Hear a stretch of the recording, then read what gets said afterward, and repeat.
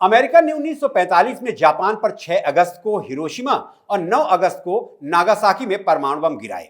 करीब करीब 2.25 लाख लोग मारे गए थे। दोनों शहर मलबे में तब्दील हो गए। परमाणु बम लिटिल बॉय और फैटमैन ने इतनी तबाही मचाई कि 80 साल बाद भी याद करके सिहरन सी होती है।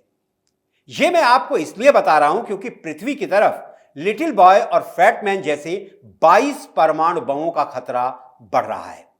नमस्कार, मैं हूं दीप सिंह परिहार और आप देख रहे हैं कैपिटल टीवी पर अपना पसंदीदा शो एक्सरे।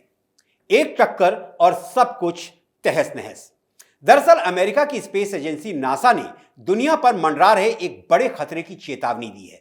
यह खतरा अंतरिक्ष से आ रहा है, जिसका नाम है एस्टेरॉयड 2024 YR4। नासा को संदेह है कि करीब करीब 7 साल 10 महीने बाद यह YR4 एस्टेरॉयड पृथ्वी से टकरा सकता है। टकराने का संदेह महज 1.2% ही है, लेकिन नासा ने एक तारीख बताई है कि उसी दिन पृथ्वी से एस्टेरॉयड YR4 के टकराने की संभावना है। तारीख है 22 दिसंबर 1932। देखिए, हमारी ये एक्सरे रिपोर्ट कोई आपको डराने के लिए नहीं है। हमारा मकसद सिर्फ आपको जरूरी जानकारी मुहैया कराना है, लेकिन डर को भी नजरअंदाज नहीं किया जा सकता। वो इसलिए क्योंकि 7 साल 10 महीने बाद आने वाले खतरे से नासा जैसी एजेंसी के वैज्ञानिक भी परेशान हैं। तो जरा सोचिए, परेशानी की कुछ तो वजह होगी। तो ध्यान से सुनिए। एस्टेरॉयड 2024 सबसे पहले एक महीने पहले 27 दिसंबर 2024 को चिली में देखा गया। पूरी जानकारी नासा को दी गई। नासा के centre for near earth object studies के निदेशक पॉल चोडास ने कहा कि टकराव की संभावना केवल 1.2% है। हम बिल्कुल भी चिंतित नहीं हैं क्योंकि इसके चूक जाने की 99% संभावना है, लेकिन इस पर ध्यान देने की आवश्यकता है। यहां आपका यह जान लेना अति आवश्यक है कि आखिर यह एस्टेरॉयड होता क्या है। दरअसल एस्टेरॉयड छोटे चट्टानी पिंड हैं जो सूर्य की परिक्रमा करते हैं। नासा के अनुसार लगभग 4.6 अरब साल पहले हमारे सौरमंडल के गठन से बचे हुए चट्टानी अवशेषों को ही एस्टेरॉयड्स कहा जाता है। नासा का कहना है कि वर्तमान में 1 लाख से ज्यादा ज्ञात एस्टेरॉयड्स हैं। एस्टेरॉयड्स उल्का पिंडों से अलग होते हैं। जो पदार्थ के छोटे बड़े पिंड होते हैं वो पृथ्वी के वायुमंडल में प्रवेश करते समय प्रकाश की एक लकीर के रूप में दिखाई देते हैं। बहरहाल, तमाम रिसर्च के बाद साझा की गई जानकारी के मुताबिक एस्टेरॉयड 2024 YR4 लगभग 130 से 300 फीट तक चौड़ा होने का अनुमान है, यानी कि एक फुटबॉल ग्राउंड के बराबर। और भगवान न करे कि ऐसा हो, लेकिन अगर यह एस्टेरॉयड पृथ्वी से टकराता है तो 1.4 बिलियन टन TNT के विस्फोट जितनी ऊर्जा उत्पन्न होगी। एस्टेरॉयड जमीन से टकराए या समुद्र में गिरे, तबाही का हिसाब लगा पाना लगभग असंभव है। पृथ्वी से टक्कर हुई तो करीब 10 किलोमीटर चौड़ा गड्ढा होगा। समुद्र में गिरा तो ऐसी सुनामी आएगी कि सब कुछ तहस नहस हो जाएगा। असर 22 परमाणु बम ब्लास्ट जितना होगा। जहां यह टकराएगा वहां ऐसा विस्फोट होगा कि करीब करीब 1000 किलोमीटर के दायरे में कुछ भी नहीं बचेगा। तबाही का आलम ठीक वैसा ही होगा जैसा कि हिरोशिमा और नागासाकी में परमाणु हमले के बाद हुआ था। फिलहाल राहत की बात यह है कि एस्टेरॉयड 2024 YR4 पृथ्वी से 4 करोड़ 35 लाख किलोमीटर दूर है। मौजूदा हालात ये हैं कि यह पृथ्वी से अभी दूर ही जा रहा है, लेकिन इसी में एक खतरा भी छुपा हुआ है। खतरा ये कि दूर जाने पर पृथ्वी से यह दूरबीन की रेंज से बाहर हो जाएगा, और जब यह दिखेगा नहीं तो वैज्ञानिक इसके डेटा को एनालाइज नहीं कर पाएंगे।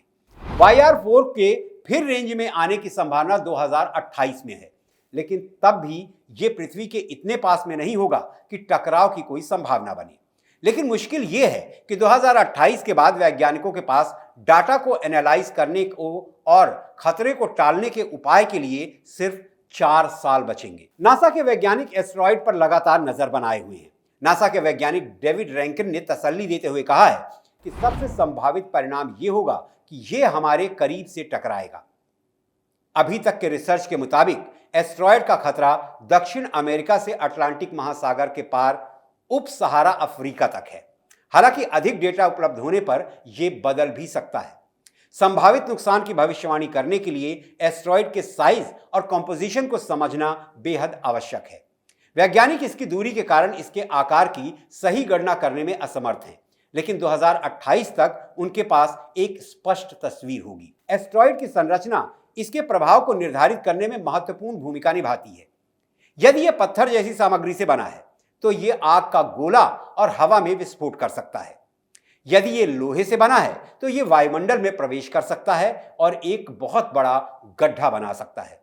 हालांकि जोखिम न्यूनतम है, फिर भी एस्टेरॉयड पर कड़ी निगरानी रखी जा रही है। यदि टक्कर होती है तो इसकी सबसे अधिक संभावना 22 दिसंबर 2032 को होगी। 1.2% ही सही, लेकिन खतरा तो है। अब खतरा इतना बड़ा है कि इसे नजरअंदाज भी नहीं किया जा सकता। और ऐसा भी नहीं है कि दुनिया एस्टेरॉयड के पृथ्वी से टकराने के परिणाम से अनजान है। करीब करीब 117 साल पहले की बात है। 1908 की तारीख 30 जून, स्थान रूस का साइबेरिया। इस दिन साइबेरिया के लोगों ने जो देखा उन्हें उस पर वर्षों तक विश्वास नहीं हुआ और 117 साल बाद भी दुनिया भर के वैज्ञानिकों के लिए वो मिस्ट्री ही है।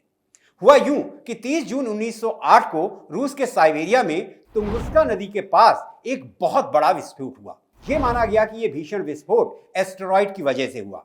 विस्फोट के बाद जो आग का गोला नजर आया वो करीब करीब 100 मीटर चौड़ा बताया गया। इसे तुंगुस्का प्रभाव या तुंगुस्का इवेंट का नाम दिया गया।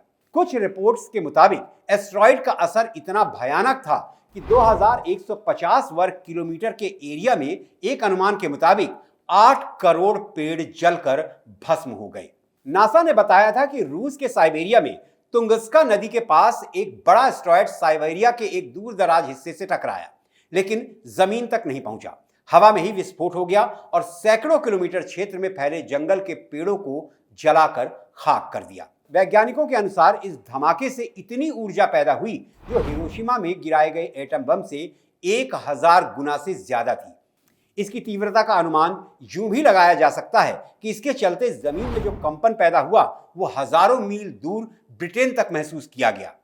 कहा तो यह भी जाता है कि जहां यह विस्फोट हुआ वहां से 50 किलोमीटर से भी ज्यादा दूरी पर स्थित घरों के कांच की खिड़कियां और दरवाजे टूट गए। 117 साल बाद भी दुनिया भर के वैज्ञानिक तुंगुस्का मिस्ट्री सॉल्व करने में लगे हुए हैं। पूरी दुनिया 30 जून 1908 को हुए इस विस्फोट को नहीं भूल पाई है।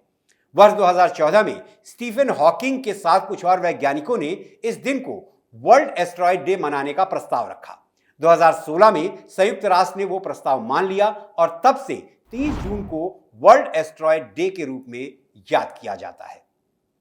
दुनिया भर के वैज्ञानिक एस्टेरॉयड 2024 YR4 को तुंगुस्का इवेंट बनाना नहीं चाहते, इसलिए युद्ध स्तर पर उस विभीषिका को टालने की कोशिश की जा रही है, जिसकी तारीख 22 दिसंबर 2032 तय की गई है। और हम उम्मीद करते हैं कि वैज्ञानिक इस महाप्रलय को टालने में जरूर कामयाब होंगे। आज की एक्सरे रिपोर्ट में इतना ही। हम आपसे एक बार फिर कह रहे हैं कि हमारा मकसद आपको डराना बिल्कुल नहीं है, लक्ष्य है आपको आवश्यक जानकारी देना। तो आप कमेंट करके जरूर बताएं कि आपको हमारी ये एक्सरे रिपोर्ट कैसी लगी। आप हमें सुझाव भी दे सकते हैं कि आपको किन विषयों पर एक्सरे रिपोर्ट देखना है। और हाँ, प्लीज कैपिटल टीवी को सब्सक्राइब कीजिए, वीडियो को लाइक कीजिए, शेयर कीजिए और यूं ही हमारा हौसला बढ़ाते रहिए।